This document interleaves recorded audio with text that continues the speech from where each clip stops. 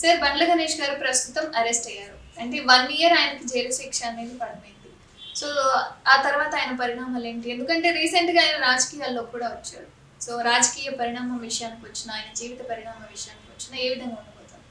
రాజకీయంలో పెద్ద అతను ఏముందో రాజకీయాల్లో పెద్ద ఇది తను తాను కాపాడుకోవడానికి రాజకీయం తప్పితే పెద్ద రాజకీయ దొరకడు ప్రజలకు సేవ ప్రజా ఈ ఉన్నాడే కాదు. ఏదో పవన్ కళ్యాణ్ ఫ్యాన్, పవన్ కళ్యాణ్ అభిమానిగా పవన్ కళ్యాణ్ దేవుడు రాముడు అంటూ పవన్ కళ్యాణ్ తోక పట్టుకుని తిరిగి ఏదో 4 సినిమాలు పవన్ కళ్యాణ్ దగ్గర ఉండడంలో పవన్ కళ్యాణ్ పేరు మీద 4 సినిమాలు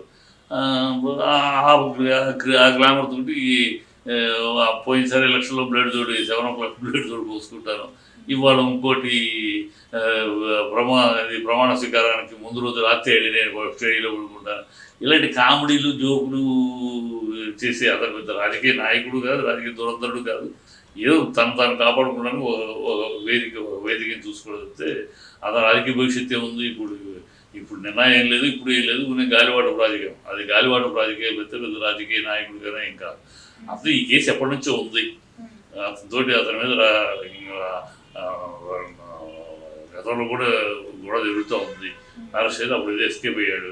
ఇప్పుడు అతను రాజకీయాలకు కూడా అందుకే తాను ఈ కేసుల నుంచి వీటి నుంచి ఎస్కేప్ అవడానికి ఈ కేసులు నా వెనకాల పెద్ద ఒక అండ ఉంది, నా వెనకాల పెద్ద వీళ్ళు ఉన్నారు, మహామహులు ఉన్నారు అనే ఒక కళ చెప్పుకోవటం కోసమే రాజకీయం.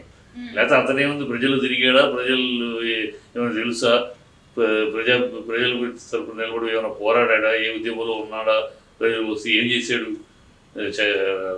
పవన్ కళ్యాణ్ చక్రవర్తి చేయడం చేసింది ఏంటి ప్రజలకి, పవన్ కళ్యాణ్ పొగట్టం, పవన్ కళ్యాణ్ ఫ్యాన్స్ తోటి తప్పట్లు కొట్టించుకోవటం. అంతకుమించి అతను ప్రజల దగ్గర ప్రజా విషయాల్లో ఎప్పుడు స్పందించాడు, ఎప్పుడు చేశాడు, ఏమి ఎప్పుడు ప్రజల కోసం కానీ ప్రజల ఉద్యమాలు కానీ ప్రజలకు సంబంధించి కానీ పోరాటాలకు చేసిన బాధ్యత ఏం కాదు. సోషల్ దీంట్లో ఏమీ లేదు. నేను సినిమా ఫీల్డ్లో ఒక్కొక్కడికి ఒక్కొక్క టైం వస్తుంది. అట్లా ఏముంది, అట్లలో ఉండేవాడు ఏదో లెక్క కలిసి వచ్చింది. పవన్ కళ్యాణ్ ఇచ్చాడు అవకాశం, దాంతో పవన్ కళ్యాణ్ ఇచ్చిన అవకాశం సినిమా తీశాడు. దాంతో జూనియర్ ఎన్టీఆర్ తోటి తీశాడు, 2-3 హిట్లు తీశాడు. దాంతో ఆస్తులు గీస్తులు సంపాదించుకున్నాడు. దాంట్లో ఆ సినిమాలో అప్పుడే ఫైనాన్స్ ఎవరో దగ్గర తీసుకుని మానిచ్చేందుతో కూడా ఉంటుంది.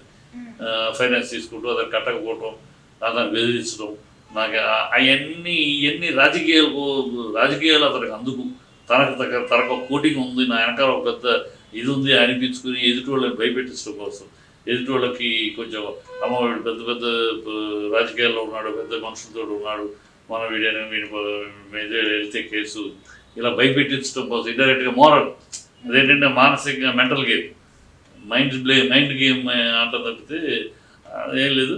ఖచ్చితంగా అతను గతంలో కూడా జరిగింది. ఇది ఏదో తీసుకుంటాడు, ఏదో బెయిల్ తీసుకుంటాడు, వస్తాడు, మళ్ళీ ఏదో వాగుతాడు. అతను తెలిసిన విషయం అయితే అతను వాగుడు, దూల నోరు ఎక్కువ, తనకు మించి తనకున్న అదృష్టం కలిసి వచ్చిన పొజిషన్ మించి తను పెద్ద తోపులాగా మాట్లాడతాడు, ఎవరినైనా ఏదైనా మాట్లాడేస్తాడు. పెద్ద తోపు తన ఏంటి, తన ఆరంభం ఏంటి, తను ఎక్కడి నుంచి వచ్చాడు అన్నీ మర్చిపోయి పెద్ద పుట్టుకతోటే తన పెద్ద తోపులాగాను. అంటే పవన్ కళ్యాణ్కి అభిమాని అయిపోయి పవన్ కళ్యాణ్ నీ బుధం చేయగానే నువ్వు పెద్ద తోపు అయిపోవు కదా, అతను అలా ఫీల్ అయిపోతాడు పెద్ద తోపులాగా.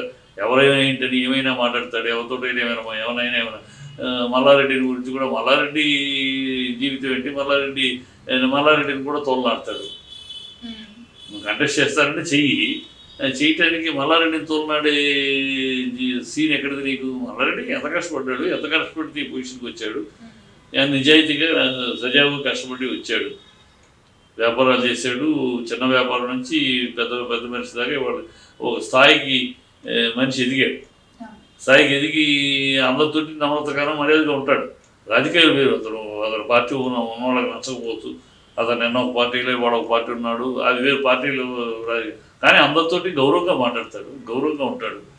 గౌరవంగా నీలాగా ఒక పొజిషన్ కలిసి వచ్చి నీకు అదృష్టలాగా నోరు తోలనాడు తోపులాగా గాలివాగుడు, నోటికి వచ్చిన వాగుడు సాగుతుంది కదా అని ఎప్పుడు అందుకని అప్పుడు ఎప్పుడు డిబేట్లో కూర్చోడు, 1-to-1 కూర్చుంటాడు. డైరెక్ట్గా వాళ్ళని ఇంకోళ్ళతో కూర్చోబడి ఇంకోళ్ళతో కూర్చుంటే అడిగి సమాధానం చెప్పలేడు. డిబేట్లో ఇప్పుడు మరాఠా కూర్చొని అడిగామనుకో నోరు ఎక్కడ పెట్టుకొని బతుకెట్టి నువ్వు ఎక్కడి నుంచి వచ్చి ఏంటి మాట్లాడుతున్నాను అంటే సమానం చెప్పలేడు. అందుకని ఏం చేస్తాడు 1 to 1 ఒక్కడే తను ఒక్కడనే అన్నప్పుడు నువ్వు అడిగే ప్రశ్నకి ఏమైనా చెప్పచ్చు కదా. నేను ఇంత పెద్ద తోపుడు ఇంత కొడుకు అంత రావు నేను చిత్తుకొచ్చానని చెప్పచ్చు కదా. ఎక్కడి నుంచి వచ్చింది నీ కోళ్ళఫారానికి డబ్బులు ఎక్కడి నుంచి వచ్చినాయి, నీకు అంత సీన్ లేదు కదా, జూనియర్ ఆర్టిస్ట్ కదా, నువ్వు జూనియర్ ఆర్టిస్ట్గా ఆ స్థాయికి ఎట్లా వచ్చావు మాకు తెలియదు అనుకుంటున్నావా, ఏం మాట్లాడుతున్నావు అని అడుగుతాం మన లాంటి వాళ్ళు అయితే. అది అందుకని ఎప్పుడు 1 to 1 కూర్చుంటాడు అతను. ఇలాంటి వాటిలో అతను సిద్ధహస్తుడు, ఖచ్చితంగా అర్హుడే, అరెస్ట్కి అర్హుడే, కేసు ముందుకు వెళ్ళడానికి అర్హుడే. కాకపోతే డబ్బులు ఉన్నాయి కనుక వెనకాల పెద్ద పెద్ద లాయర్ని పెట్టుకుని ఏదో బెయిల్ తీసుకుని దాన్ని ప్రొలాంగ్ చేయించుకోవడం. మన కోర్టులో ఒకటి ఉంది కదా, కోర్టులు పెటిషన్లు, రివ్యూ పెటిషన్లు అని ఇంకోటి వేసుకుంటూ ప్రొలాంగ్ చేయొచ్చు. ప్రొలాంగ్ చేసి శిక్ష పడేదాకా దోషి కాదుగా. అంతవరకు ఏంటి ఇది దోషిగా ప్రూవ్ కాదు కదా. అతని మీద నేరస్తుడు కాదు, నిందారోపణ అంతే, నిందితుడు. అతను కేవలం నిందితుడే. ఏదో నేను నిందితుడినే అంటాడు శిక్ష పడేదాకా. రాజకీయాలు అంటే లాలూ ప్రసాద్ నిందితుడిని 25 సంవత్సరాలు, ఇప్పుడు అయినాక దోషి జైల్లో కూర్చున్నాం కదా నేరస్తుడు అయ్యాడు. అట్లా ఆ అవకాశం మన చుట్టంలో ఉన్న రూల్ ఫోర్స్ ప్రకారం వాడు కూర్చుని బెయిల్ తీసుకుని రావచ్చు. 1 నెల సంవత్సరం ఉన్న 1 నెల పెట్టుకుని ఏదో కండిషన్స్ పెట్టి, హెల్త్ కండిషన్స్ పెట్టి, ఇవి పెట్టి బెయిల్ తెచ్చుకుంటారు. డైలీ పోలీస్ స్టేషన్కి వచ్చి అటెండ్ అయ్యేటట్టు ఎక్కడికి వెళ్ళామని పాస్పోర్ట్ సర్వర్ చేసి ఇలా చేసి సాగుతూ ఉంటుంది. లాగించుకోగలరు కానీ బట్ ఎప్పటికైనా ఖచ్చితంగా శిక్షార్హుడే అవుతాడు. ఇప్పుడు జీవిత రాజశేఖర్ కేసు వాళ్ళది ఉంది, కేసు వేసారు 2 లక్షల వాళ్ళు కోర్టులోకి వచ్చింది, వాళ్ళ కోర్టు తీర్పు వస్తుంది, మళ్ళీ ఏదో పిటిషన్ వేసుకుని ఆగింది. ఇట్లా మన కోర్టులో ఉన్న చట్టాల్లో ఉన్న రుసుగుల్ని వాడుకుంటారు. అంటే ఆయన రీసెంట్ గా మల్కాజ్గిరి నుంచి ఎంపీగా పోటీ చేస్తా అంటే నేను కూడా అర్హుడిని అన్నట్టుగా అప్లికేషన్ పెట్టడం జరిగింది. ఒకవేళ నేను వస్తే ఇండస్ట్రీకి కూడా నేను మంచి చేస్తాను అని. అర్హుడని పెట్టచ్చు, ఏముంది, తను సిటిజనే, ఓటరే, అర్హుడిని పెట్టచ్చు, ప్రజోడు అర్హుడు అనొచ్చు, అదేముంది. నేను అర్హుడిని అంటానికి రేపు దీనికి పెడతాడు, రేపు సీఎం కూడా అర్హుడిని అంటాడు. పవన్ కళ్యాణ్ సీఎం పోటీ చేస్తున్నాడు, ఆయన పక్కనే ఆయన చెక్కబదిలీ చేసి నేను కూడా సీఎం, ఇక్కడ సీఎం ఆయన చెక్కబదిలీ చేస్తూ ఇక్కడ సీఎం అవుతానని కూడా అంటాడు. ఏముంది, సీఎం అవుతాను నేను అర్హుడిని అంటలో తప్పులేదు, అర్హుడే కాదని ఏమన్నా. యోగ్యత అనేది అర్హత వేరు, యోగ్యత వేరు. నీకు అర్హత ప్రతి సిటిజన్కి ఉంటుంది. ఇక్కడ పోటీ చేయడానికి ప్రతి సిటిజన్, ప్రతి ఓటర్కి కంటెస్ట్ చేసే అర్హత ఉంటుంది. యోగ్యత, ఆ స్థాయి యోగ్యత నీకు ఉందా అని ఆలోచించుకుంటే, నీకుందా యోగ్యత, నీ గుండె మీద చేసుకుని చెప్పు. బండ్ల గణేష్ తన గుండె మీద చేసుకుని అద్దం ముందు ఉంచుకుని నేను ఒక ఎమ్మెల్యే అయ్యే అర్హత నాకు ఉంది, నేను ఇన్ని రోజులకి 8 సంవత్సరాలుగా ప్రజలు నీతిగా నిజాయితీగా బతికాను, ప్రజల కోసం పోరాడిన, ప్రజల కోసం ప్రజా సమస్యల కోసం నిలబడి పోరాడాను కనుక నాకు అర్హత ఉందని గుండె మీద చేసుకుని చెప్పాను. తన నోరే తను చెప్పలేవు కనుక అర్హతలు వేరు, యోగ్యతలు వేరు.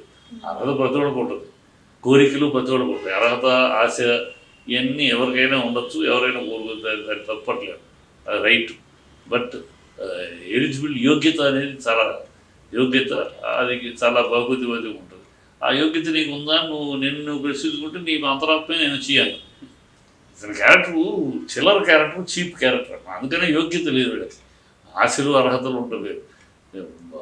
కేవలం పవన్ కళ్యాణ్కి చెక్కభజన చేయటం వల్ల పవన్ కళ్యాణ్ దేవుడు అని స్టేజ్ మీద ఎక్కి ఆయన ఫ్యాన్స్ తోటి తప్పట్లు కొట్టించడం మాత్రాన